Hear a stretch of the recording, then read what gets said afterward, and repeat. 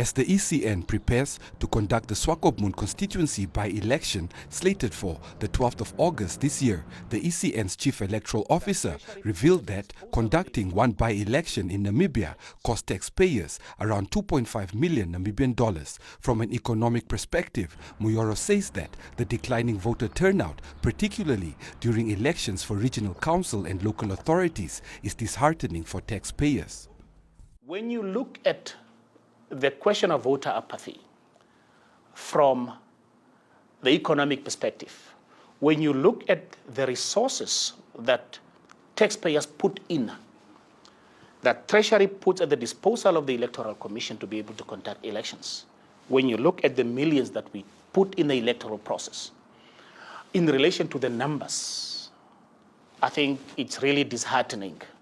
I tell you, to conduct one by-election, for example, cost the taxpayer about 2.5 million Namibian dollars.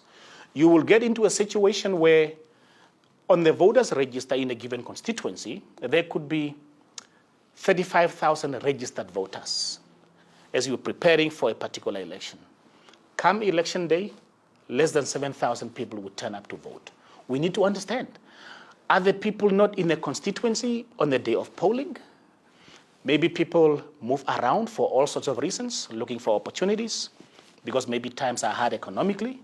But we have observed with concern the declining trends in terms of voter turnout.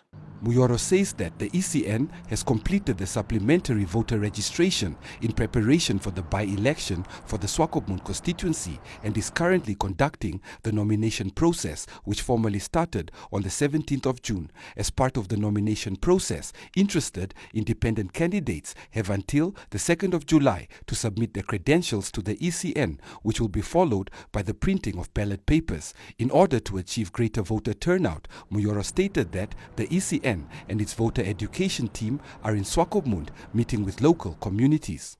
On the 30th of June, we would receive nominations from independent candidates, and the last day of the nomination process would be the 2nd of July.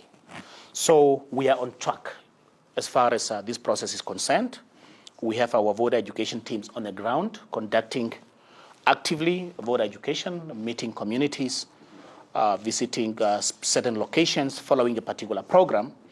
So once the nomination is completed, we would then start the process of preparing ballot papers so that the ballot papers are checked. We start the printing process, but also we'll be looking at other logistical issues, about transportation issues, issues of securing our polling stations, and again, voter education. Voter education, hopefully, to be able to observe a better voter turnout. We have also noticed over a period of time that certain constituencies appear to be generating more interest on the part of political parties.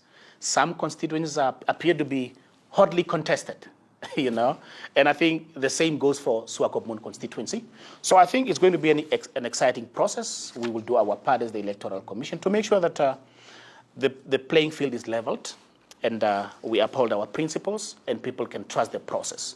In order to inform their outreach strategies as the ECN gears up for the 2024 Presidential and National Assembly election cycle, the ECN will conduct studies on voter apathy throughout the fiscal year.